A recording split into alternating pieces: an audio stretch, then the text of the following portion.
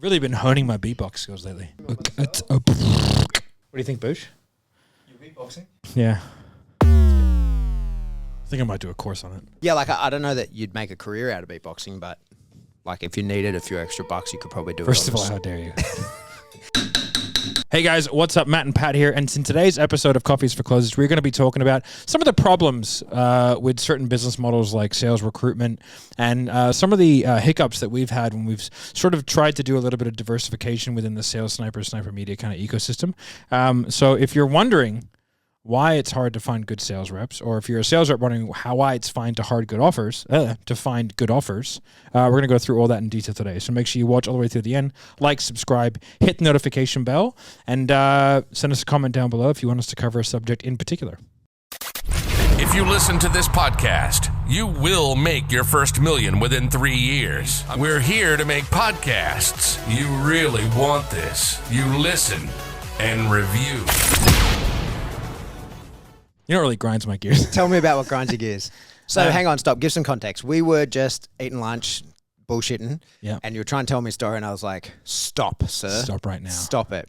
Let's go set up and tell that story to me on the podcast. And we yelled at Budge. Yeah. And said, "You prepare the cameras! Prepare the cameras. There's bombs to be dropped."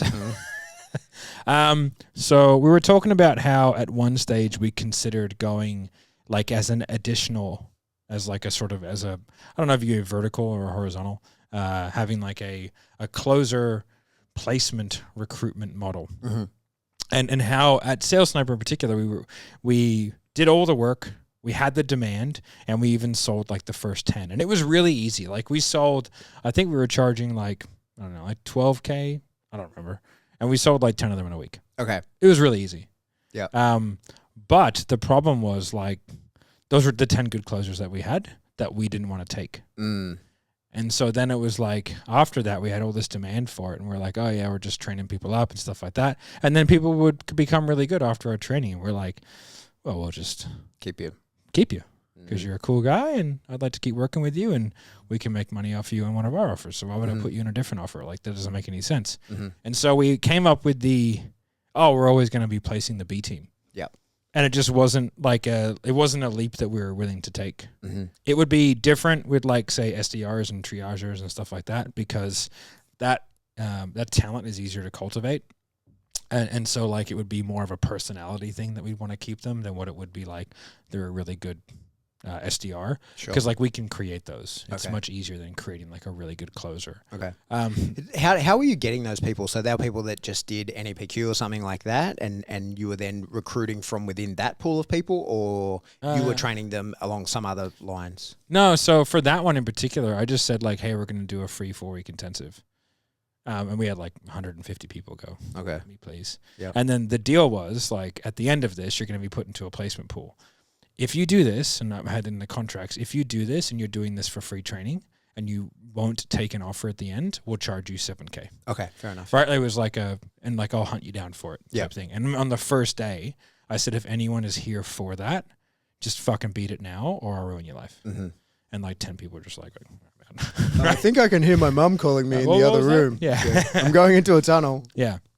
So it was really, really clear. And then from there, we ended up taking on like 20 or 25 of them ourselves. Right, okay. Like, because we had the offers and we needed people, and that's the reason why we ran it in the first place. But yeah, and then we were like, well, we got all these people. We can't take them all on. Like, and we're not going to have people just sitting in like limbo land for 7 weeks while we try and find them an offer and then prove it. And it's a whole thing, right? So we were just like, well, we'll just create this like recruitment offer, and we kind of scrambled it together, but it was very comprehensive. And we sold a bunch of them. And it was a really simple sell because like there's such a need for it. It's like I can't find a decent sales rep that I know has had some training. And then it came with like some back end support and all that kind of stuff. And so we sold it, and then we're like, okay, these people are all good. And then you run into all these problems with like, how vetted is the offer? Like, so then I was like, well, we can't sell people. We can't sell anyone into recruitment if their offer hasn't been vetted, because like, what if they've only got like one marketing channel? Yep. And that marketing channel goes down, or what if their ad accounts get banned, or like, then like all of a sudden we get the closer coming back to us and going like, oh, hey, the marketing shit, I can't make a living here. And then they leave, and then the guy comes back to me going, oh, your fucking guy left. It's like, yeah, well, because you haven't got any leads, dude, because you haven't got a real business. Okay, so let me see if I understand that. You hit multiple problem points in first you didn't want to give up the best people because why would you? You want them selling for you. So you're placing the B team with the added risk that you're telling this person, hey, I'm putting you here, here's a job for you, but with no way of knowing whether that job had any sort of lasting ability for them, whether they could really make any money there. You couldn't guarantee them any amount of leads or anything because that was totally out of your hands because the offer wasn't even something that you had any oversight over. Yeah. So then it's like, how much do we charge for this thing? Because then it's like, do we, like ethically, I felt like we had to kind of tear their business apart to make sure that it was a good fit, you know? So then it's like, well, what do I charge them? $25K and it, you know? Right. So then that's a lot of work for you per placing person. If someone just wants one closer, that's a ton of investigating, right? And the burden of like delivery is really high because like if that, like coaching and consulting is a very difficult niche to sell in. Like it's technically demanding, it's a hard sale. So I was like, oh, you know, there's so many variables that can go into like the success of this person. And it's like, are they going to give them the 6 weeks they need to kind of juggle it? Or are they going to expect success straight away? And so there was a lot of variables and it became very hard ethically for me to want to pursue the business because I felt like it was most of the time it worked out as a lose-lose. Now we only placed about 10 reps and they all went quite well because like we had 10 good reps that we were like, yeah, we're ready to place. And then we had like some businesses that we knew really well that like had wanted to come on for Sales Sniper, but it wasn't right. So we'd had a chance to kind of vet them and do all the things. And we were like, oh yeah, sweet. Like, here you go. And now we do some placement now, but it's for free. And it's if we fire a Sales Sniper client. Okay. So whenever we fire a Sales Sniper client, and like it happens probably once a month, we fire somebody because like they just can't get leads. Right. You know, we work with them for ages, but it's like at some point you got to go, all right, guys, like we're out. And then usually we just place a rep for free. Right. You know what I mean? But we place like a part-time rep. It's like, hey, this person has gone through a system. They're pretty good to go. They'll kind of help you grow. The closer knows what the deal is. Hey, they've got potential, but it's not really working out right now. So as a secondary side project, it's a pretty good thing for you to be on. What would be the circumstances that would make one of your guys want to take on that role? Like, what would their life look like if they're willing to go to someone that's been fired from the main Sales Sniper client?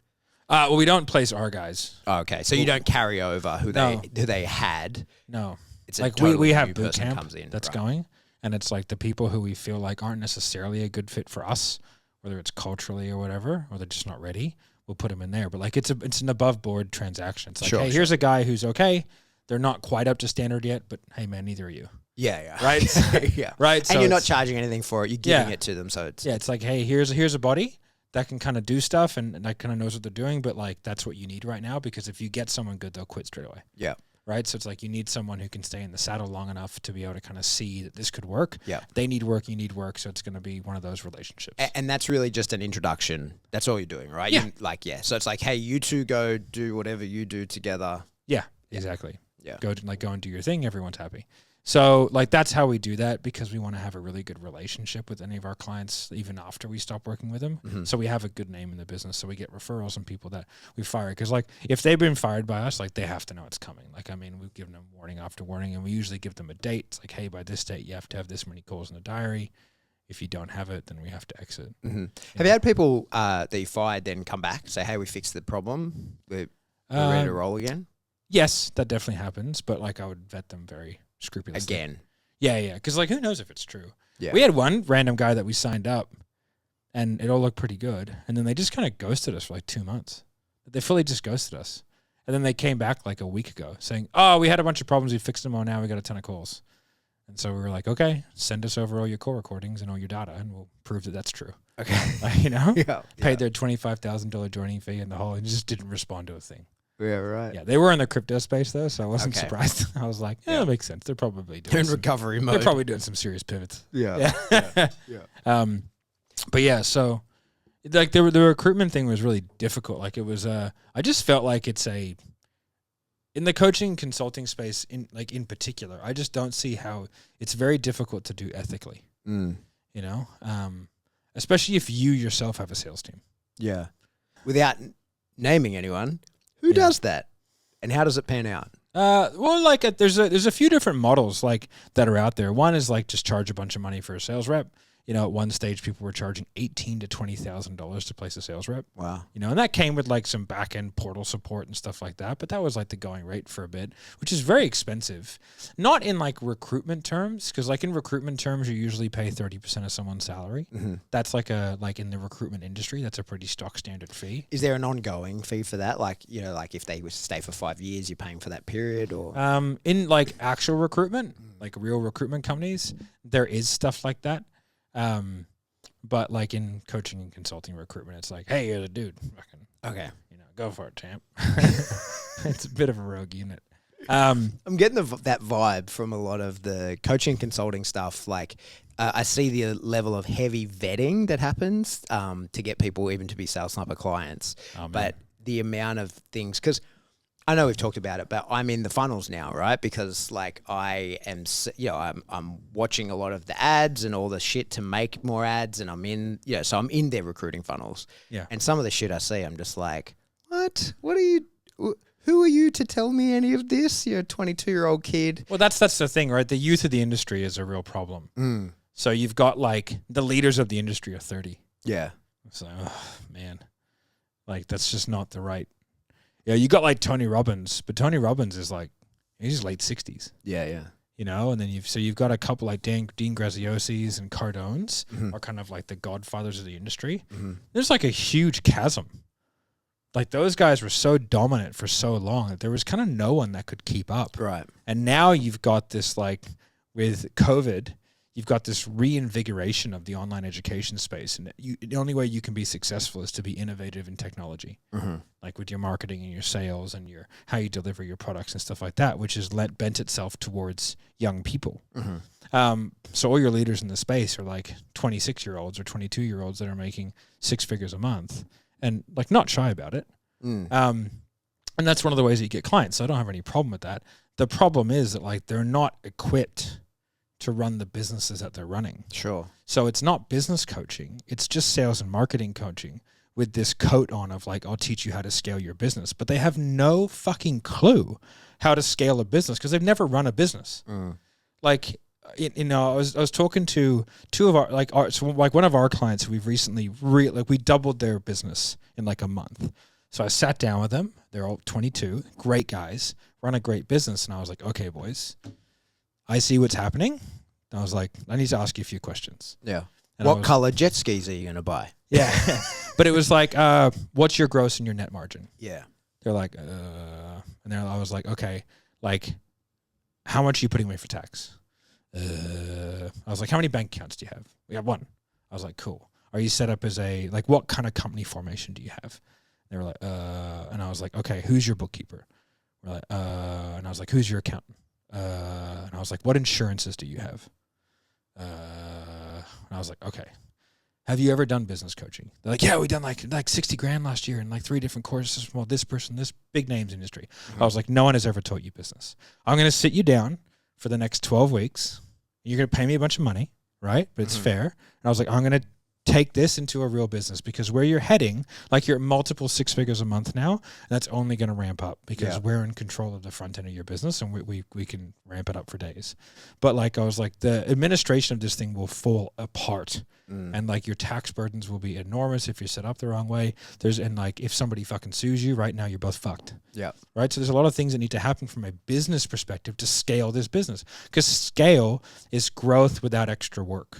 Okay. That's really what it is, right? So all of your systems and processes and back end have to be in a really good spot, Like we haven't scaled yet, we've grown. Okay. Because we've had to work really, really, really, really hard to get to the position that we're in. And now we're in like this heavy infrastructuring phase to set up for scale. So like the goal is that in a couple months, like we're in a position in all the companies to where we can like triple the revenue and not have to do any more work. Right. Right. We might have more sales reps. We might make more sales, make more expensive sales and have more clients, but it shouldn't be more work because everything is systemized well. And so like these business coaches are running around and like they don't have a fucking clue how to read a P&L. Right. And they're teaching people how to grow and scale a business. And it's just like, it's the whole wrong thing. It's the biggest myth or fuck up in the industry is like that these people are business coaches and they're just not. They're just sales and marketing coaches. Okay. And some of them might be extraordinarily business savvy. That's not what they're teaching. They just can't be fucked teaching it. Yeah. You know, like I'm assuming some of them are fucking all over it. Like I have a feeling like Alex Hormozy is pretty on top of business structures considering he has an acquisition company. Yeah. Right? Like he would probably know that, and his inner circle clients, I'm sure, are being taught some of this. Yeah. Right? But it is kind of a real problem that there's none of that going on. So you get a lot of like these shells, and they're just sort of like they're just like front end money makers. Yeah. They're essentially just like ATMs. So do you think, you know, some of the, like we see it in the space is that someone hits the scene, got a new coaching product. In reality, they're just teaching sales and marketing. They blow up. They're selling like crazy. They don't actually know how to grow a business beyond selling the shit out of the product that they have. They sell the shit out of their own product, then can't deliver on it. And that's why you see these sort of the huge growth and then disappear. Yeah. And do you think a few of them probably are like, oh, that's fine because I made, you know, a few $1 million in that growth. I've destroyed my name and reputation. For now. Yeah, I'll be back in 5 years. Everyone's only got 2-year memory anyway. It's like the army. You just get posted out, come back, you're a war hero. Everyone knows you were hiding under your car. Yeah. But everybody forgets, so you blow up, take that money, disappear, and then just restart again. Or don't come back and, you know, be happy, fat and happy. Or just like, you know, sell your business to some chump and then pretend to be a fucking mindset coach. Okay. You know, that's a great one. Yeah. Well, it's the mindset coach is what I always think of whenever I'm talking about, like, a couple of people are teaching this stuff is the mindset people who, like, observably have never done anything hard. And it's it's like, I don't understand. I haven't met many life coaches that have a life that which I want to emulate. Yeah. That's totally. Yeah. So, but I think people put the wrong emphasis on that anyway. What do you mean? Well, like we did that video the other day. It's Yeah. like, I just don't, and like the it's funny, right? Because it's such a circular argument. It's like, well, you only think that mindset doesn't play an issue because you have a rock solid mindset. It's like, all right, cool, man. Or just do my thing. Yeah. I don't see why it raining would affect me. Mm-hmm. You know what I mean? And so people can go, oh, that's a great mindset, but it's just like, well, or is it just having a clear target and then just going like, okay, this makes sense that I would do the things required. Yeah. Yeah, like I have an understanding of where I want to be, and I have wargamed the steps that will get me there, and I'm just ticking those off one at a time as I climb the stairs. Like, and I get that, like, people have different tolerances, but I don't think that's mindset. I think it's a tolerance. Okay. You know, like people will tolerate different levels of discomfort and pain to achieve what they want. Mm-hmm. And I think that that's more from like, maybe they've thought more deeply about what they want, or they're just built that way. Yeah. You know, like I know that I'm willing to do way worse things than most people to get what I want. Mm-hmm. Like, but that's not a mindset thing. It's like I was born that way. But I think it's worth exploring a little bit on the mindset thing, right? Because, you know, in the video we made, we can link it here. Right there.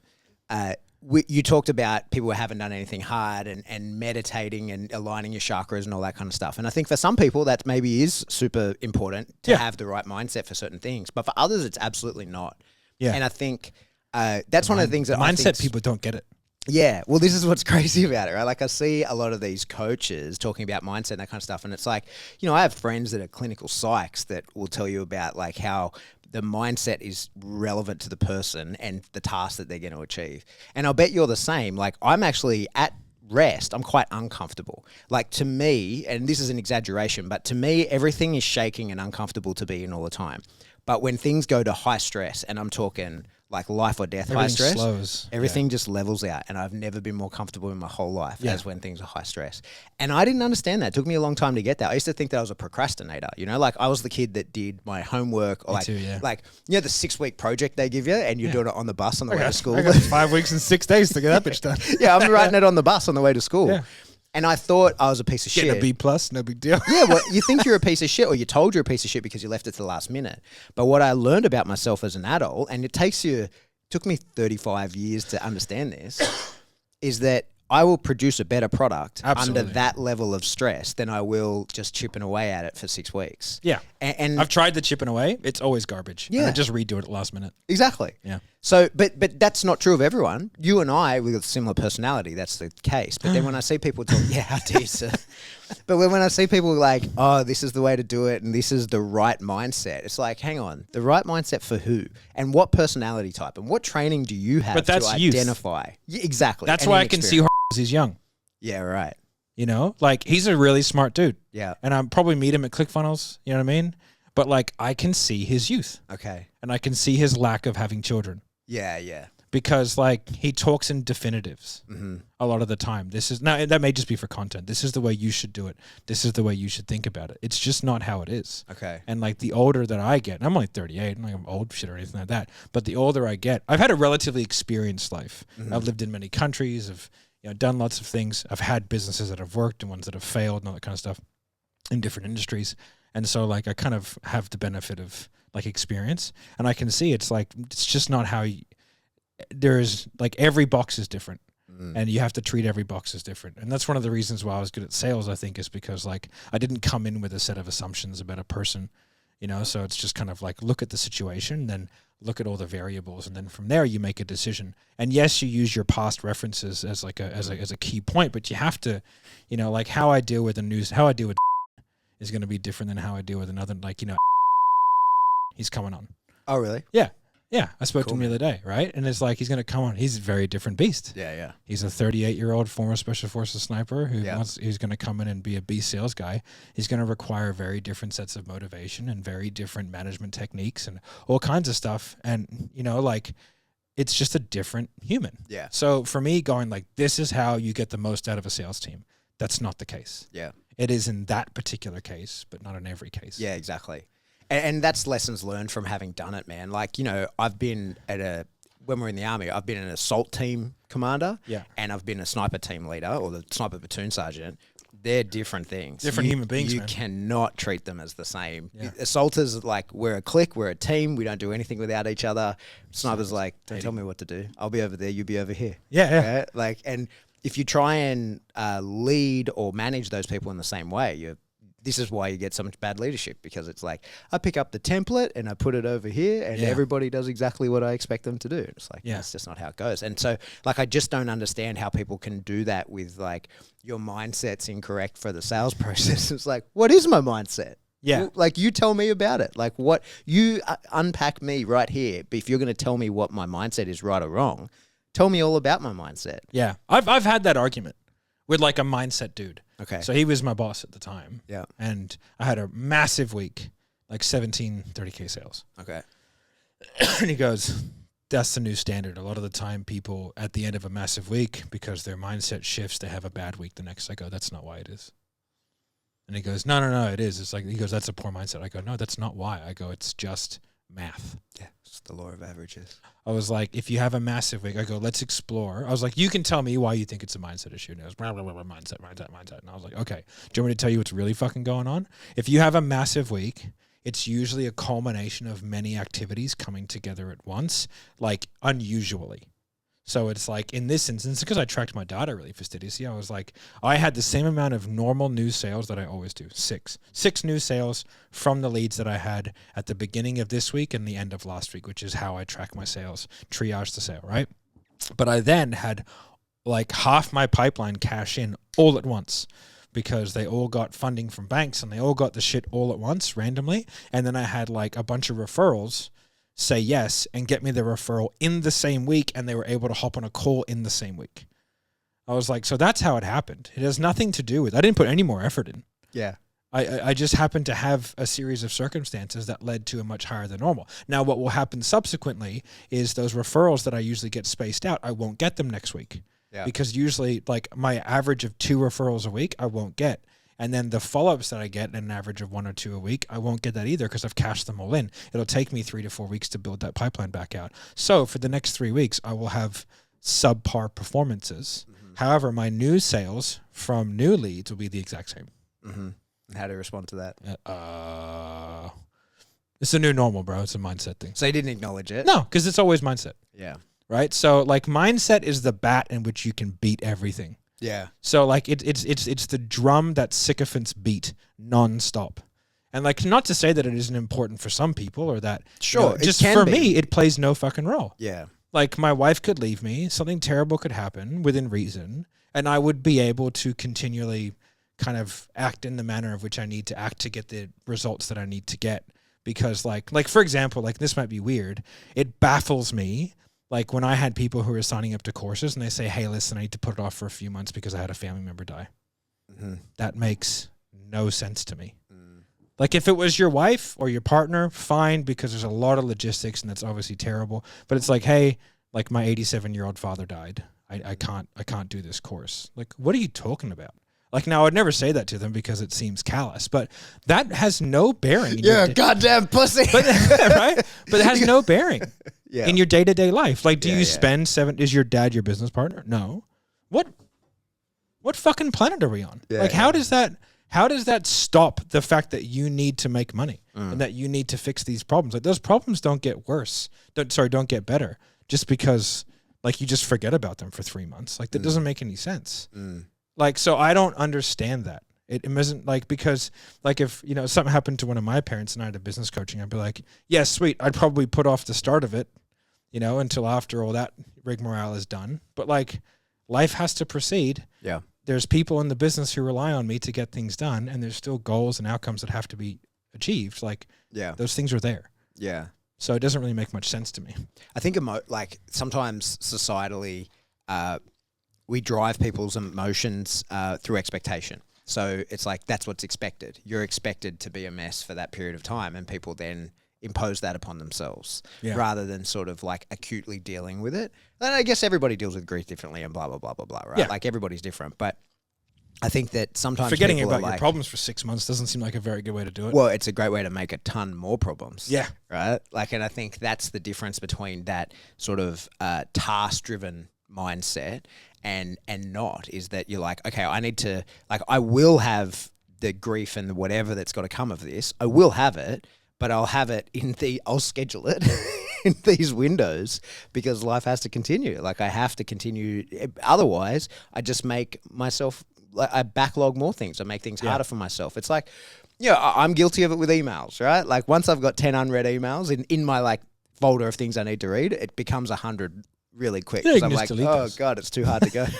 It's really important. No email again.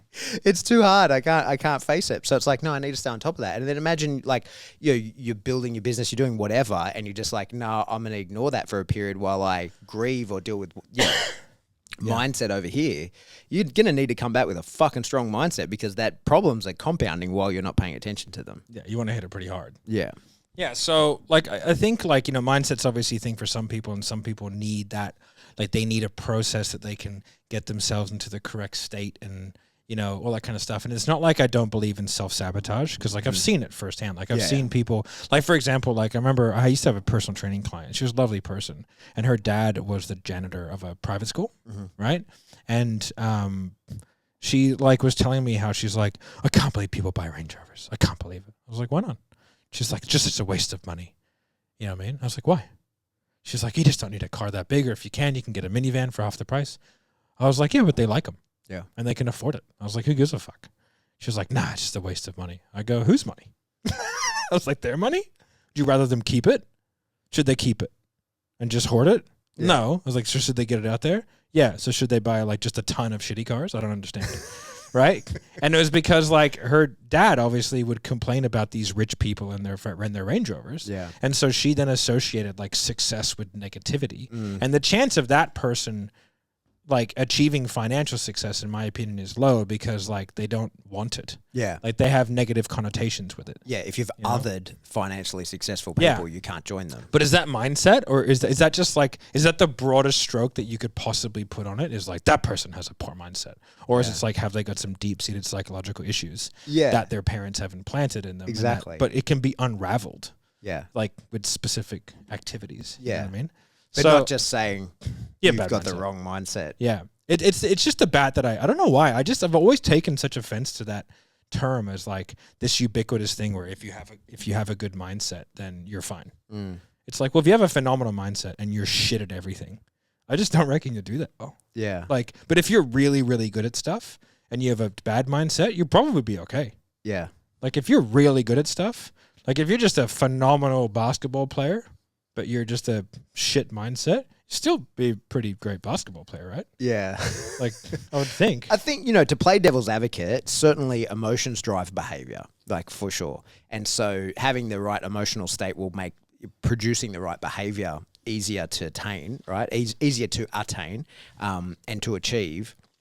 But I think, I don't know, I guess the reason I wanted to bring it up was because I get panicky when, say, my own clients who I'm teaching dog training stuff want to start talking to me about like their own emotional state and stuff like that. And I'm like, we're going to hit a ceiling of what I can help you with very quickly, because exactly as you said then, like you probably have some sort of like deep-seated emotional problem that's blocking this kind of stuff. And I ain't the guy to uncover that shit. And like, I have no training in that. I don't know, like I can help you tear that Band-Aid off, but if there's a goddamn festering wound under there, I've uncovered it for you and there it is in the open. And I don't usually name names, but I will in this instance because I've fucking had it out with this dude. Go for it. So I did a business coaching program years ago with a guy called Sparks, and we had a massive back and forth. Like, fucking fed it to this dude. Mm-hmm. Because like he was like unlocking emotional doors without the capacity to bring the person back, in my opinion. Yeah. And so he was doing things that I was like, this is inappropriate. Yeah. You know what I mean? Because like in my opinion, someone with a dominating personality who can ask questions can really, and if in the right environment where people are kind of really open and like looking for stuff like that, and if you set things up correctly, and I saw it all happening and I was like, I see what's happening here. But it's like if you can't, like if you don't have the training or like the, I guess maybe the empathy or something to then help them close that loop, like you're doing some fucking serious damage. Yeah. And with like impressionable 23-year-olds, like it's a real fucking problem. And so that was probably like what started my kind of like, this stuff is stupid. Yeah. Because I saw it happening and I was like, all these people, like they run around, they be a business coach, and then the easiest way to be a shitty business coach is to incorporate lots of mindset. And the reason being is because whenever someone doesn't get a result, you just blame their mindset. So, and this is what happens in the industry all the time. It's like, no, our training is incredible. You just have a bad mindset. Mm-hmm. And then like maybe they keep going and they keep learning and they keep doing the process, and all of a sudden things start falling into place because they're doing the right activities, and then they get a win and all of a sudden goes, yeah, sweet, it's because I fixed your mindset. Right. You know, and so, and then like, so the coach can never lose because someone's like, hey, I want a refund. This course isn't good. Oh, you just have a shitty mindset. Mm-hmm. So it's like, it negates any need for like genuine introspection of the quality of their service, because they write everybody off who isn't happy as having a shitty mindset. Mm-hmm. You know, but that's probably less insidious than what you were talking about before. Like just saying you're not doing well at this because you have a shitty mindset, not because I'm terrible at teaching it. Yeah, that's bad. But like picking away at somebody's deep-seated emotional problems without the capacity. I saw someone to actually leave fix their them. fiance on that course. Yeah, Ugh. I was like, "You sure, bro?" I remember having a chat. I was like, "Are you sure, bro?" He's like, "I gotta do it. She's holding me back." Is she? Is she really? Yeah. You want a gym? Or maybe she's grounding you. Yeah. I was like, this is fucking ridiculous. And like, maybe it was a shitty relationship and that was, you know, a push that he needed, but it was very quick. I'll put it that way. An hour group chat. Fuck this bitch. That's wild. Yeah, bro. Yeah. It's crazy that people put that level of risk onto some coach on the internet. Yeah, like but like the guru effect is powerful, you know. Like we had to, like, you know, like he got people to work for him for free. Yeah, you know, like just for the pleasure of it. Yeah, you know, and I've seen it tons of times. Like, I think like a lot of them run like unpaid internships. Yeah, you know, it's because if you're a guru, you can do that. Yeah. You know, so like we've had to, like, not that I'm any fucking guru of note, but like we have enough of a following to where like we could do that. Mm-hmm. We could easily get 20 or 30 people every couple of months to come and do shit jobs for free like that. And like, we don't do that because it just doesn't seem right. If we do put someone on like a 30-day unpaid trial, it's like a specific period of time to do a job to see if they're effective enough, and they need training throughout that process. So the costs kind of offset each other, but it's for like a finite, hey, 30 days, come in, We need to figure out if this can work. But you'll make money if you make money. Mm-hmm. So it's like a comms only position. But it's just such a, with the way the industry's kind of gurued itself, it's very easy.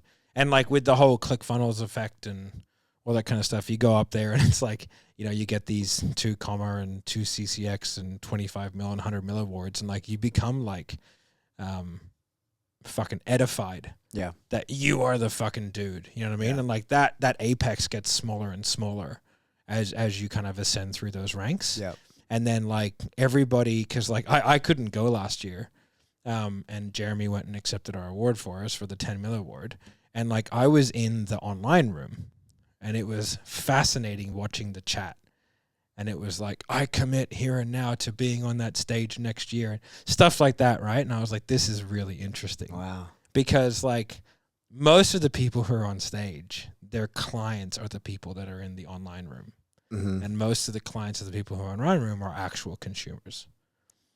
Right? So like Jeremy at 7th level, like we're one of the only people who win those awards who go direct to consumer.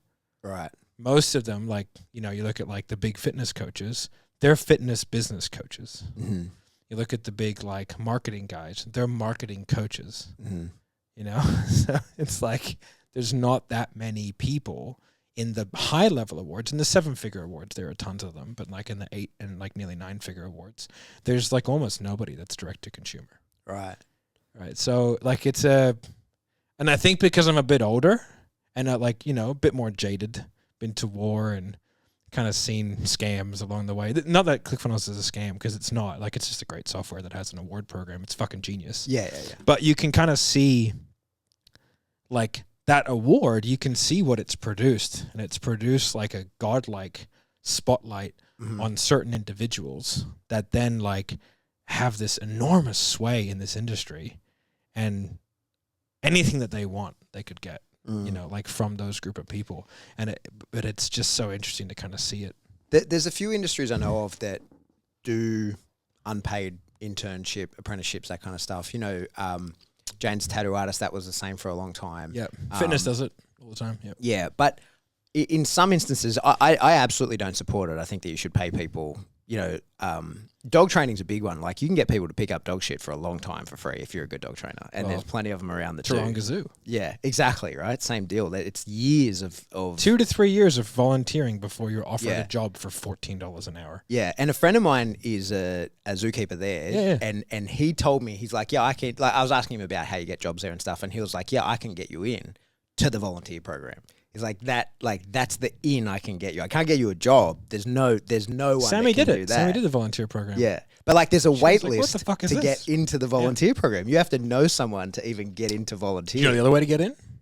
You buy their zoology course. There you go. And then you automatically have to volunteer. you compulsory volunteer. Yep.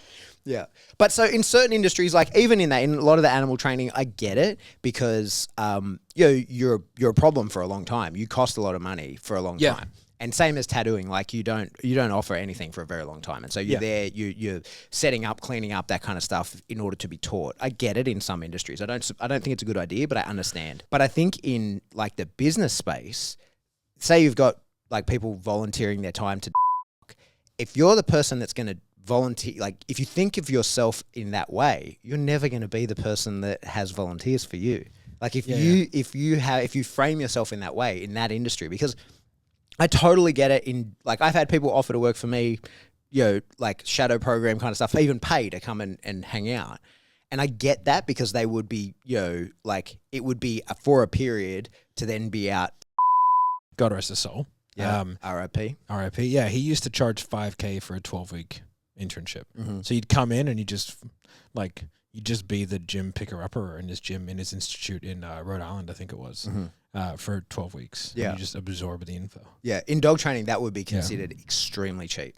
Like, right. Yeah. Like, so like I could easily charge $5,000 for people to hang out with me for 2 weeks. Easily. Here? Yeah. Oh, here? No. I'll be back in 8 hours. Yeah. No, because then that's standard in the industry. That's very normal. Because that's just the way people do it. And good or bad, otherwise that's how it is. But I think that if you're volunteering your time in this kind of space, you have the wrong mindset to be able to be the person that is the champion that people want to volunteer towards, right? Like, that's just not how it's going to go. And people, especially like, who are, when you get a boss that really picks on and treats their employees terribly, and that's just the path, right? Like, that's just how it goes. Like, you build your way up through the ranks so that you can pick on and treat people terribly. It's great. It's like selecting people out who are suitable. It's like making sure that the right people never get the job. Yeah, I never thought of it that way. That's really interesting. The guru effect, it's a weird one, man. Like, you just see people, and it's a really small industry. Mm-hmm. Like, it's obviously growing, getting bigger and bigger, but it's very interesting to see. Like, I can just obviously see the youth of the industry shaping it, and it's like the shortcuts that are being made, and that's one of the reasons why, like, we're so scrutinizing and like so invasive with the questions that we ask when someone comes on. It must be unpleasant, to be honest, to come in and like have us like, because I ask questions like borderline maliciously, like when I come in and it's like, okay, like I had a guy wanted like to do a kind of a partnership with us the other day, and I was like, yeah, I'm all for it. But I kind of started asking questions, and it's like, if you've been a coach for years and you don't have a P&L, it's like you don't have a business. So now it's like, okay, I get it. You want me to do a partnership with you. Like, I'm more than happy to, but I got to settle that up. Yeah. Because I can't be involved in a business that is ultimately not set up correctly to be a real business. Like, it has to be something that is sellable. Because if it's not sellable, then it's not an asset. If it's not an asset, then what the fuck is it? It's a liability. It's just, it's a job. Yeah. Like, I had a guy who wanted me to buy his coaching business a while ago, and they wanted like $700K for it. And I went through and I said, I will take it over for free. That is the most you will get out of me. And they were really offended. And I was like, you want to understand why? I was like, well, like, and I went through their numbers. And I was like, you have, let's just say 100 clients and they're paying $2,500 a month, right? I was like, but 25 of those are paid in full. So those 25 people are liabilities. Like, I don't even want them. You can keep them. You fucking throw them away. I don't want those people. So now we're down to 75. And I was like, 11 of those are on contract. And the other ones are all off contract. So your contract terms state that you only have to pay out 50% if you want to leave, which none of them will do, but that's fine. We'll go off the contract terms. So those 11 that are on contract is not a 30K, it's 15K, right? And everybody else that's off contract, I'm only going to count for 1 month. Because they could leave the moment they could leave at any stage. And with the transition of figureheads, it's not unlikely that a few of them leave. So I was like, so all those people are worth this much. So I was like, and then I was like, given all the other assets and all the other kind of stuff and all the fuck around that we're going to have to do to set this thing up the way that we just set it up, there's just zero money in this for me. So like, I'll take it over for free. And they got super angry. And they sold it for like 300. Yeah, right. Yeah. Yeah, I guess not too many people fully understand that stuff the way you do, though, right? Like that. But I didn't. Like, and I get why, because they didn't give a shit about it. Like, most people don't give a shit about it. So, like, especially in the US, like, they just think that, like, and in the coaching space, people are like, no, I just run a $200K a month business. It's just a little side hustle. It's a fucking lot of money, bro. You know what I mean? Like, and then you get guys running $500K a month businesses, and, like, they just got a bank account. Yeah. In their personal name. It's madness. That's it. And, like, they don't know how much they pay people. They don't have a bookkeeper. They don't put aside for tax. They don't realize that, like, the laws just changed in the U.S. and that you're probably going to have to pay state tax everywhere the button is clicked. Wow. So if you sell somebody in New York, you need to file your state taxes in New York. If you sell someone in Massachusetts, you got to file sales tax in Massachusetts for that sale. Jesus, that's a huge administrative burden, right? Yeah, exactly. And it changed about 6 months ago. It came in for software companies, but it is being rolled out. So, like, the moment that changed, and we don't even know if we technically have to do it, but we changed everything. So now we track all of our sales tax for every state, and we have it in our books. And then all we have to do is a ledger note to retrospectively change that if it comes back from our tax attorneys that no, we're not actually, because of the way our program works. Because, like, technically speaking, an online coaching company can be considered a SaaS company. like because it's just a software, like it's your portal. Yeah, you're not providing anything physical. And you're providing a service. Mm-hmm. It's a software as a service. You're a SaaS company, you know? So like the technical definition most coaching companies would fall within, especially if they're only selling a portal. You know, like Grace Lever model and stuff like that, where they have like 5,000 people who are paying them $50 a month, you know? Would you get around that by providing something physical, like a workbook or something like that? Well, like it really depends. Like everyone's businesses are a little bit different in how you set them up. But like you have to get your tax attorneys to run to do like the white paper, right? To say why you wouldn't have to. And then from there, like make sure the classification with the IRS is all set up correctly. And then you don't have to do it. But like the chances of like them doing that is pretty low. And then it's like they just have like a lazy accountant who misclassifies them, and all of a sudden they go, hey, New York's knocking on your door for 2 years of back sales tax. And all of a sudden you got to spend $400,000 just figuring out who bought where. You know, so there's lots of things like, and especially like the US is like a complicated tax landscape, far more than Australia. Yeah. Like with the C Corps and the S Corps and the LLCs, and like they're all act so differently. And like there are advantages and disadvantages to all of them. And like you have to understand how those interplays work. And if you're running international business, like you have to have an understanding of how like if you're selling people in the UK, like technically you might have a tax burden in the UK, right? Like we're at the moment at Sales Sniper, like we have a very, very big white paper being done on our tax burdens in the US because like we have such a high income percentage in the US. So like we will probably have to create lookalike US subsidiaries that follow their own state taxes, right? Like not a lot of state taxes, but we won't have to do state taxes for like the things that we sell. But like when our clients pay us, like if our client is based in New York, we have to pay New York sales tax on that. And then we bring it in and we'll get a credit in Australia for that. Yeah. Right. But again, you've got to set that up because the tax treaties between all the countries are different. Yeah. Right. And the tax treaties for fucking dividends and distributions are different. The tax treaties for wages and W-2s and W-8s and like 1099s and all that kind of stuff, like they're all different. So this is the shit. This is the minutia that when someone's like, I'm a business coach. I'm a business coach, bitch. I can get you a ton of sales. Here's a ton of money. Good luck putting that in the right place. That's what's missing. And it's what I hate. I just wish they wouldn't call themselves that. They should just call themselves sales and marketing coaches. Okay. And it's like, but if you are going to be a business coach, like at least have an element on finance. Who do you know that has a good course? Can we plug anyone? Keith Cunningham, Yeah. I would say, is a pretty legit business guy. Okay. We just did a free portal, Okay. I think, where I go over like the basics of like net versus profit and all that kind of stuff. So we can link that down below, like that new media portal. Oh yeah. I have a whole section on like finance and business basics and like That's the ROAS one?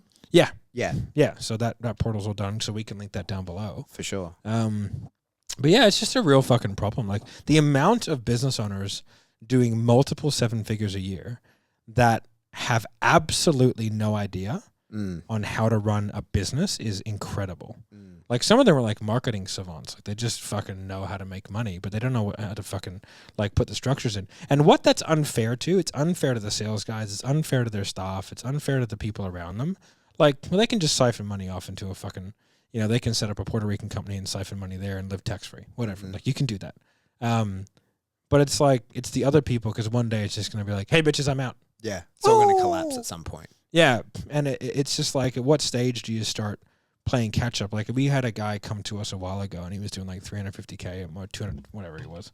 Young guy, like 21 years old, had $2 million sitting in his TransferWise account. And I was like, that's fucking crazy, bro. He's like, why? I was like, well, like they can just take that money. I was like, you ever read the terms and conditions of Wise? He was like, no. And I was like, and you have $2 million in there? I was like, interesting. Anyway, I go, why haven't you taken it out? He's like, I don't want to pay tax on it. I go, you think the government can't see your Wise account? I go, like, you know, like the anti-money laundering thing that you had to fill out? Like, yeah, bro, that linked all your global taxes to it. Like, they can see it. It's there. It's clear as day. Yeah. It's like thinking they can't see your crypto. Like, what are you talking about? It's like wearing your underpants on the outside. Everyone can see it. No one will see it. But anyway, I told him, I was like, man, you got a great little thing going. I was like, but like, you'll never you'll never go over 350 a month. Like you're capped there. Mm-hmm. Because like I go, what will happen is like, it's just the infrastructure limit of your business.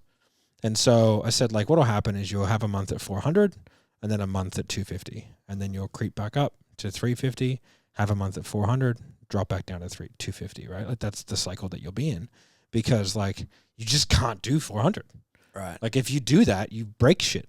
And yeah, why? Like what breaks his delivery? There's just too much burden on the business. There's too many people. Like whenever I used to run gyms, like I never had a gym at more than 80% capacity. You ever been in a full gym? Yeah, it's a disaster. Ugh, it's gross, right? Yeah. So what happens when your gym gets full? You stop going. Yeah. When you stop going, you stop paying. Mm-hmm. So you bring your gym up to 100%, and then it fucking slams down to 60. Mm-hmm. And then you bring it to 100%, and it slams down to 60. Mm-hmm. Or you can just keep it at 80. Right.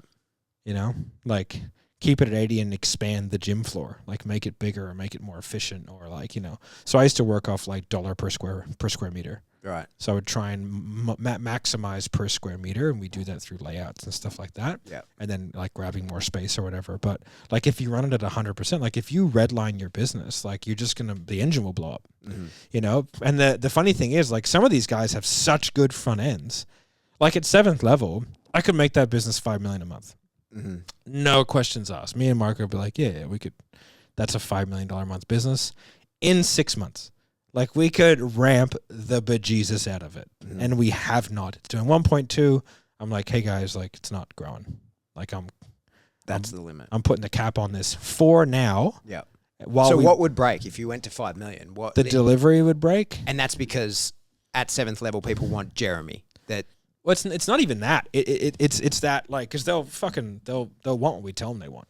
You know what I mean? Like at the end of the day, like I used to sell. People are like, I want a Jeremy, and they end up going, oh man, I'm so glad it's group. You know, like people just fucking get what they're given. Yeah, the day. But it's more like the onboarding of an individual. Like we want a good quality onboarding, right? So if you don't have that, like there's systems and people and process that has to happen with that. And if we start onboarding 1,000 new clients a month, bro. So that can't be like That's totally people. automated. That happens all by itself, right? You can automate a lot of it. But like we want to have a high level of service, so we have a less than 1% refund rate. Right. Okay. That's what I said at 7th level, with 1.2 in like cash a month. I think we sign up a couple of hundred new clients with a 0.6% refund rate. Nice. Which is incredibly low. Yeah. Like most coaches have like a 10%, like 10% refund rate, a 20% refund rate, right? Right. And that's because like we've grown it very, very like to the behest of Jeremy. Like he's like, oh, we're growing faster. And I sat him down and I said, all right, man, I will ramp the fuck out of this thing. I was like, you want to be at $3 million a month by the end of the year? He's like, fuck yeah. I was like, you get paid nothing. So I said to him, I said, you get paid nothing. I go, I'll take nothing. Marco takes nothing. You take nothing until December, and I will have this at $3 million a month. Mm-hmm. He's like, oh, that doesn't sound great. So how would that have helped? Why would that have Because helped? I could take all that cash and I'll just dump it into people. Right. People. New staff. People. Yeah, just tons and tons of stuff, right? And I was like, but like that, I was like, that's the reality. If you want to grow that quick, like we can't grow that quick with profit. Mm-hmm. That's why, like, every fast-growing company, like 90% of fast-growing companies, they don't bootstrap. They borrow tons of money. Yeah. Like, you know, we just started working with I just signed an NDA, so I can't say the name, but a very large company. They're doing like $220 million a year. We're revamping their entire sales, right? Like all of it. And they borrowed $802 million. Right. Right? Like one of the fastest growing companies in the world. Well, yeah, no shit. Like, give me $102 million, I'll grow the fuck out of some shit. Right? You know what I mean? Like, so like we've bootstrapped the whole thing. And so it's like, I sat him down and I said, listen, I have 3 options for you. And we have a great relationship. I said, listen, this is I pay everyone a ton of money, but we grow fairly slow. We'll probably be at $1 million a month by the end of the year. This is like earlier on in the year. And he goes, and I go, okay, cool. Well, there's this option over here where we get paid nothing, but I ramp the fuck out of it. You want to do that? He's like, nah. And I was like, well, how about we just do a hybrid? How about I grow it at this rate and I pay you this much? He was like, happy with that. I was like, sweet, man. Like, let's not chat about money for the next 6 to 12 months then. Yeah. Because that's a good amount of cash and everyone can be happy. But like, then I have enough in the kitty to be able to keep growing it because like I need that money. I need that capital reinvestment constantly. Like, so because that business makes good money and has a decent enough profit margin, like I'm able to then take that, reinvest. So like I've got a CFO now. We're hiring a new finance manager, just hired a GM, about to hire a head of delivery. We just hired more coaches, put on more one-on-one guys.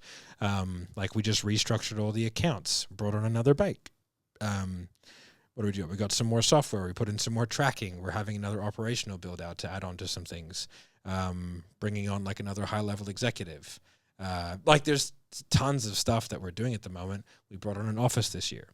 You know, because that's going to have requirements for later on as we build out our outbound departments, right? Mm-hmm. So it's like there's so much things that need to happen in order to like scale that business, because that business will destroy all sales training businesses. Yeah, like they don't even know. Yeah, they have no idea. Like if you're a sales trainer out there and you think you're doing okay at the moment, like I'll crush you in 10 minutes, right? Like that. Like good luck. Yeah, good luck. Like we have that on lock. Like we will decimate everybody. Okay. And we are doing very well, and we are like signing up a lot of clients. Like me and Marco are like, how's anybody else getting any clients? Like we're signing up hundreds of people a month. We just raised the sales team from 7 to 15, right? Because we had 8,000 uncalled leads, right? Wowza. Yeah. Like we're just like, well, fuck, and I'm like getting into the sales manager. He's like, bro, I got no one. It's like, look at everyone's diary. Stacked 10 hours a day. I'm like, fuck, yeah, you're right. You know, so let's get more people. Yeah. So like, there's just that, like, there's the requirement. I think like people these coaches, like they try and run a business like a 70% profit margin. And like I've had people come to me and like brag they're doing $500,000 a month at 70%. And I'm like, not for long, bro. What are you not doing? Who are you not paying? Or who are you paying shit? You know, like that's not right. Like there's no model where you should be able to make that much like profit. Yeah. Unless you've like nailed fucking like a subscription. Yeah, yeah. Like if you've nailed subscription, like a SaaS model, you can be super high profit, but there was like 5 years of R&D at $1 billion loss. Yeah. You know, like that's how those businesses have such big margins, you know? Yeah. So it's just a weird world. But I think because I had all those like brick and mortar businesses are way harder to run. Yeah. Like there's more on the line. Yeah. You know? There's real physical things that require money to be paid for, right? And I think because I had like really bad business experiences, like, you know, we just bought out a shareholder. That was a really interesting learning experience where I had to very much emotionally take the hat off and like properly for the first time, like negotiate like a psychopath. Like sit there and go, no, fuck you. Like we're going to play this game. And just full dead inside people. That was the first time I've had to do that. Super interesting. But also like all the legalities that we had to go through probably cost us maybe $200,000. Yeah. I would say to figure out how to structure that deal correctly so that we could like do the things we wanted to do. Yeah. Then bringing on like Kim and having like the CEO of Smirnoff and CMO of Aldemek and this guy with this huge corporate kind of guide us in that direction. But then also knowing that he has a motive. Yeah, of course. You know, so it's like when I have conversations, great dude, like nothing, you know what I mean? But it's like, oh, okay, like I have to understand there's a motive to this too. Yeah, there has to be something in it for him. Yeah, so it's like, all right, cool. Like I get that, I understand it. So now I'm able to kind of like filter all this information and then having the accountants and then having lawyers and having these people and consultants come in. And it's like now I feel like, and then like being fucked over in 2 previous businesses. Right? Watching my dad get fucked over in a previous business once where his business partner literally drained all the accounts and fucking ran away, you know, with his second family. Fucking great dude, right? Like having watched all those series of events and then like kind of seen what led to them and like having had the experiences I've had in my own businesses, like now I'm in a spot where I think I'm just like, oh, it's very difficult to fuck me over. You know, like I can see the angles, probably a little bit more jaded than what I used to be. But I've had a lot of interesting experiences in business that have led me to like, I can't put myself in a position where I don't have leverage or the leverage isn't equal. Yeah. You know? But I think, you know, I don't think you're jaded, like from what I see anyway. I think that you're just cleverer. Like you're plugging holes before they become holes. I wouldn't call that jaded. I think jaded is when you no longer do the deals because you could lose in the deal. Yeah. I think now you're just better at doing the deals because you've gone down that plug hole a few times, so you can know where it is and how to plug it. Yeah, and I wrote up this partnership deal the other day. I ended up having a big, hefty upfront fee, and I was like, I'm not gonna like that at all. I was like, I won't do it without it, because I was like, that is what it will cost me to set this up for them. Mm-hmm. And it's like, I already make a bunch of money. You know what I mean? So it's like, this is just more money for me. Mm-hmm. But it's also like that more money takes away resource. And resource is more important than cash, because the resource is what I use to make the cash. Yeah. So it's like, if I'm going to take away resources, I have to fill that up with money so I could potentially create more resource. Mm-hmm. So it's like, if I just go, okay, I'll cop that. I used to always do it, but I'll cop that to set it up for the greater deal, not thinking that it's going to take me 6 months to recoup that cost. Mm-hmm. You know, so it's I won't do that anymore. So I'll structure the deals in a way that at the very least I break even, Mm-hmm. On the very front. If not, I should be positive. So when's your coaching course? Because there's no one in your space. There's nobody that has your skill set. Oh, I mean, there are. But has the capacity to make the course. Yeah. I mean, we thought about doing not a war room, but something for clients. Yeah. Because I feel like what you do to, it's for a little bit, Cradle. is you bridge the gap between the real proper went to university businessman and the hey, Snappadoo coaching and consulting, I've built a cool website, know how to make money out of it. Yeah. And you're very much in both those spaces. And there aren't many people that are both. I think, I'm sure there's plenty. I'm sure you're not the fucking Lone Ranger, but I don't see them. For the most part, people are kind of in one world or the other. Yeah. Yeah. I think having dad be a VC was a big help. When I was a kid, dad would literally make me do business plans. Mm-hmm. It was fucking super annoying at the time. Yeah, I bet. I remember I wanted to I can't remember. I wanted to move back to the States, right? Because I got rejected from the Army the first time. I don't know if I ever told you that. I got rejected because I had a shitty knee. Oh, really? Right? Because I had knee surgery when I was 16 for a torn ACL. They were like, oh, you can't parachute. You got metal in your knee. Mm-hmm. And I was like, well, fuck life. I guess I'll just go back to Miami, right? Mm-hmm. So anyway, I kind of was like, oh, I'll give it another try, right? And I got all of my sports coaches to do video and written testimonials for me, saying what an incredible fucking athlete I was post-surgery. Mm-hmm. And they were like, oh, yeah, that works. And they let me in, right? But there was a time there where there was 6 months where it was I was in limbo land waiting to hear back if I was going to be accepted into the military. And then they call me and they're like, hey, you leave in a day. I was like, typical. It was a very interesting start. But yeah, I was going to go back. I was going to go back to Miami to live, right? Because mom and dad still had their house there. They hadn't sold it yet. So I was like, I'll go back and live there. He's like, how are you going to eat, bro? I was like, You'll pay. I was like, yeah. You'll set me up a little bank account. I'll go to uni, smoke some weed, bag some bitches. It'll be great. Yeah. He's like, nah. So he's like, you got to do a business plan. You got to do a use case as to why I should fund a percentage of this. Because he's going to have to fund some of it. I couldn't buy my ticket. Yeah. I was 19. He was like, you got to do something. So anyway, he did I did a use case and he was like, yep, okay, I accept that. So I ended up coming back. Right to Miami, and living and working for a little bit, and then got the call, and then fucking flew straight back. Yeah, right. And joined the Army. But yeah, I remember even when I was working at an internet cafe back when that was a thing, and he had me. I was like, this is a super interesting business. These guys are making a ton of money. He's like, are they? I was like, yeah, make a ton of money. People in there all the time, fucking money. Interneting. I was like, he's like, you sure about that? I was like, I don't know. He's like, we'll figure it out. So he told me what to do, and I went in through and figured out their model. Ended up uncovering the fact that they were misclassifying their employees. Yeah. And that's one of the things why I'm so fastidious about having our employees classified correctly, which 90% of people in the coaching industry don't, is that they're treating people as employees. For example, a W-2 is an employee in the US, right? If somebody has to be at a place at a time and do a thing in a certain way, and they're using you know, they're using a company stationery or whatever like that, like that's an employee, man. I don't care where they are. They're an employee. So like if they're an employee, there's certain burdens that go along with that. So like if you're just paying everyone as a contractor, but like they are doing all the things as an employee, that you like that person can then go to the IRS and they can get you to retrospectively pay all the withholdings. Wow. Right? And then you get a big fucking fine. And I know that because I had that happen to that company. Right? Bet you were popular. Oh, I got that. The firing story is fucking great.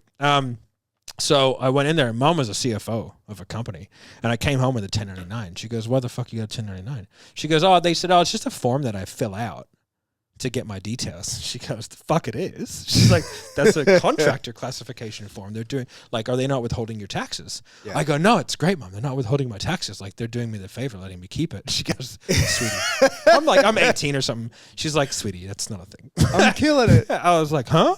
Anyway, she goes, "This is the correct form." She gave it to me. She filled it out. Anyway, she goes, "Just ask around who else is doing this," right? And turns out there was this like 22-year-old manager with a kid, like a newborn, and he was like, "Yeah, it's so nice. I get to keep my tax." And I had to like break it to him. I was like, "Bro, like the IRS is going to hit you up for your withholdings at the end of the year because you're classified as a contractor, man. Like you have." He's like, "No." I was like, "Bro, you should look into it." So anyway, I had everyone fill out a misclassification of employment form, and I submitted it to the IRS. Right? You fucking snitch. Right? Because they were little fucks. There's like these 7 dudes that owned it, and they owned a bunch of them. Yeah. They owned like 4 or 5 of them, called E2 Cafe. Yeah. Not anymore. Not anymore. And so I remember like they called a staff meeting, and I wasn't invited. And it was to fix this issue because they were fucking trying to cover it up. And one of my mates told me it was a staff meeting, so I came in, and they were like, "What are you doing here?" And I was like basically the size I am now at like 17 or 18. Yeah. And they were these little tiny dudes. I did the whole like half-baked, fuck you, you're cool. Fuck you. And I said everyone what they're doing, and they were like trying to push me out, and they just like couldn't like that. I was just like yelling to the moon like that, and I got booted out, and they're like, "You never come back." I was like, "All right." Yeah. And they ended up getting shut down. They got like a $700,000 fine. Had to shut their stores. Yeah. Yeah, that was funny. But like that's a real thing, and so like I take that really seriously. Yeah. Like when you have employees, like you have a burden to them to do things the correct way. Otherwise, like you're just being shit. Yeah. Like it's such, and like I'm at the level. I nearly fucking believe my own bullshit. I'm at the stage now where like I employ some of my best friends, my family. Yeah. You know, people I've known for years. You. You don't fall in any of those categories, but yeah, like you know, so like there's a. And like I'm lucky. I think that everything's going pretty well and it's fairly stable. But like if I don't have it set up correctly, I'm a fucking asshole. Yeah. There's a lot of people that will fall when that goes down. Yeah. So like, and at least if it does go down, at least if I did everything properly, like it's not going to be like, "Oh, that guy fucked us." It's like, well, he just fucked up. Yeah, he's a piece of shit. Yeah, shit happens. You know what I mean? At least I can hold my head up high and go, well, at least I did it right. Yeah. You know, and it costs way more to do it right. Yeah. You know? Yeah, for sure. Like it really does. Like I went through and, you know, like the initial way that we set up our agreement at 7th level, like I've found to come, like that's not, and I was told by the accountant that set up, this is correct. And I go, man, I just don't think it is. And he was like, no, this is correct. This is how it's done. And I came back to him like 6 months later and I was like, mate, I just don't think this is right. And he was like, no, this is how it works. This and this and this. He was like, you don't have to pay tax. And I was like, I just don't think it's right. So that whole time I put tax away. The whole time. And I had a tax account, but it wasn't called tax. It was called Matt's Money Don't Touch. Right? And no one was to touch that fucking account. And it was for tax. And then I got new accountants and they go, oh, that's completely wrong. Yeah. And I was like, they're like, you're going to have a tax liability. I was like, sweet. And it was half the amount that I saved. Perfect. So like I was lucky, but it was like I had $700K saved up in tax for 2 years of tax. You know, that's like withholding. I think we did a whole video on that. Yeah. It's probably available. No, that's different. Oh, is it different? Different, yeah. Different fuckbag. There's no video. Yeah. Although we could put that video here. Why not? Yeah. It's still $700K. Yeah. But like, you know, and like, cause we retrospectively filed as a different corporation type And then from there, we were liable for certain taxes that we weren't previously like liable for, but like the entity that we had set up was completely inappropriate for the style of business that we were running and partnership that we had and the way that distributions were repaying. Because like in the US, like distributions and dividends are taxed differently. So like a small distinction is a huge difference personally or to the business. Like dividends are not tax deductible by the business, distributions are. Okay. Right? So it's like if you're paying a dividend and it was classified as a dividend, like there's millions of dollars that can't be deducted. That's interesting. I think, I think that became really obvious, say during COVID, right? Like a lot of businesses were hiding how much money they make because everybody wants to. You pay the minimum tax, right? Yeah. But there's the nothing wrong with difference, of course, and you're fucking crazy if you do anything other than that. But there's paying. I trust the way that I spend my money. Yeah. You know? But there's paying the legal amount of minimum tax and there's paying the like what you can hide. Yeah. And I think like in my personal business and like just say cafes that I saw around the place, when it came to like, okay, we're shutting you down, but we will pay you what you're missing out on, but we know what you were missing out on because you told us last month. And so that's nothing. And you told us you didn't make anything last month. So there it's gone. Because like say for me personally, it would be so easy to hide how much money I make. It would be because I make like when I was prior to COVID, I was making all my money in the States and I could easily get people to pay me in cash and bring home a fucking giant pile of cash. That would have been so easy to do. Be 7 foot tall, just stepping on a pile of money as you come home.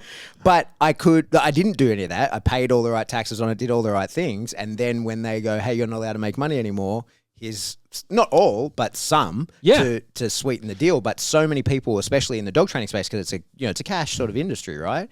They just were found fucking like, oh, but nothing for me. And I saw that in cafes as well. Gyms, another big thing. Yeah. And a lot of that was again, misclassification of employees because you did not get paid for casuals. You got paid for full-time employees or part-time employees, right? So like everybody in the gym industry just employs people as contractors or casuals, right? And everyone in the like hospitality, again, they don't have full-time staff. Yeah. Because they just want to like go, oh, you do a shift and they want to keep everything as cheap as fucking humanly possible.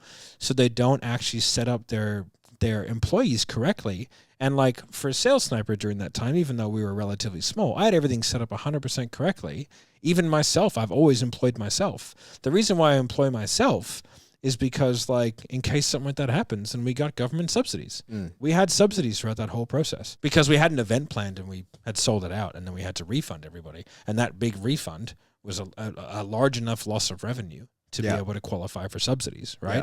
And so because I had everyone set up as employees, myself, Marco, we had James, and we had a couple other people like Dan and a few other people all set up as full-time staff getting paid their superannuation and their PAYG and all that kind of stuff. Like we got subsidies. Yeah. And it was super helpful. Like it allowed us to grow even more aggressively. Yeah. And so it's a huge pain in the ass doing things properly, but in the end it pays dividends. Yeah. And that's why I didn't do recruitment. There endeth the episode.